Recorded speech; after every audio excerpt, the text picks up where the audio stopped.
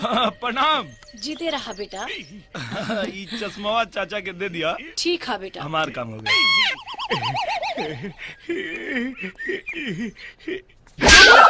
ये क्या करत बानी? तू के बड़ू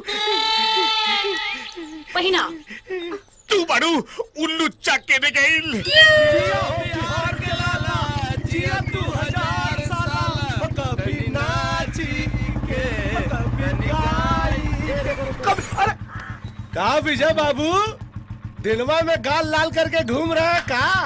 अरे तो शादीशुदा आदमी के गाल लाल ना होई तो का लाल होई? हानू एगो हम लोग बनी, हमनी के कुंवारापन के दर्द दिल से रिस रिस के बह रहल बा। अरे मत छड़िए पाड़े जी। हाँ जब भी कोनो अगुआ आवा न बियाह खातिर हमारे बाबूजी कहें कि भाई ना अभी लड़का को पैर पे खड़े हो जाने दीजिए। और जब लड़का पैर पे खड़ा हो गई बात तो कोनो लड़की खड़ा नहीं खे हो। अब आप बताइए हम खड़ा होके करेंगे भी क्या जब कोनो लड़की नहीं खड़ी हो रही है? बताइए। अरे यार तो वो तो चुटकी में खड़ा हो जाए। चुटकी? अरे कैसे दुबे जी? अरे गुरु कैसे भाई चुटकी में कैसे? सुना कुंवारापन का दर्द हिचकोले खाता। हाँ जल्दी बताओ जल्दी बताओ। तू लोग को विधि सिखा दी का? विधि? विधि कैसन विधि? डालो का दी?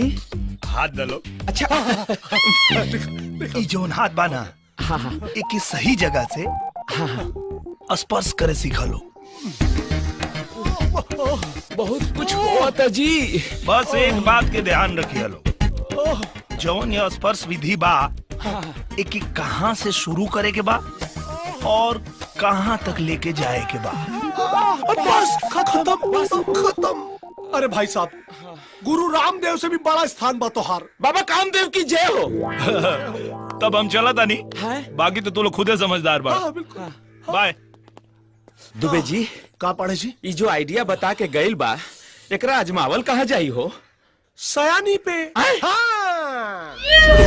हमारा जवानी आया राजा जैसे दुबे जी खुलल बा, पहले हम जाके मुआयना करके आवत। सीनियर की दुबे जी तके भीतर जाई पहले।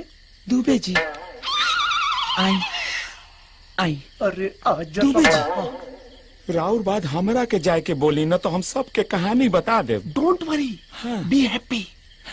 पहले दुबे हाँ फिर पाड़े, हाँ। तब तक रहा जेठाने। ओके सर। हाँ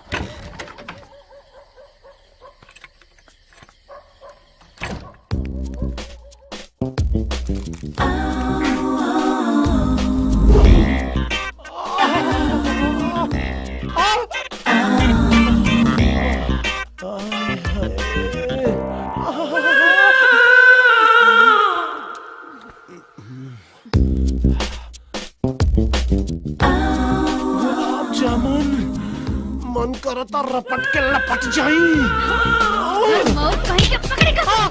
आराम से पलंग तोड़ दिले बा दुबे जी। बस करा लो, माफ कर दो भाई जी। भाई लग्गू लोग हमारे दोबारा ऐसा ना करो। भाई ने जाके केहू से मत कहिए, बहुत बेइज्जती हो जाई। माफ कर दो भाई। लोग गोड़ लगता नहीं।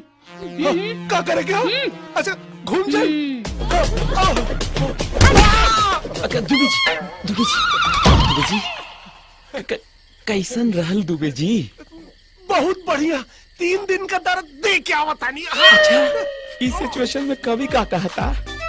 कभी बहुत बढ़िया कहता है। अच्छा दर्दिया ए बालम, दर्दिया ए बालम, बहुत मुआवेला दर्दिया ए बालम। दुबे जी अब हमरा से कंट्रोल लेके होत, अब हमरा के जाए दी। अच्छा सुना। हाँ all the best. Thank you सर।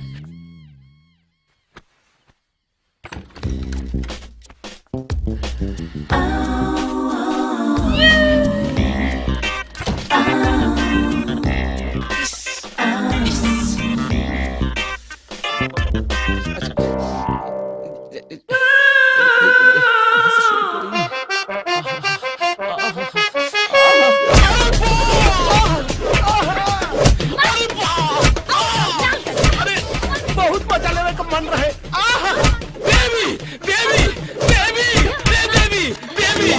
देवी दुर्गा देवी, काली देवी, माता रानी जाए दी।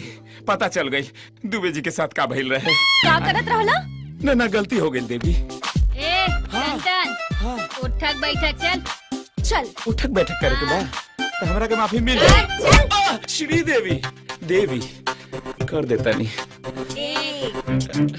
दुबे जी फंसा दिए दुबे जी की तो हम चल निकल हाँ देवी थैंक यू। अरे बाप देवी बाप रे बाप कैसन रहल पाड़े दुबे जी दिवाली से पहले ही धोबिया पछाड़ होली हो गई बा जाहिल ना राउर सौजन्य से हैप्पी होली हैप्पी होली।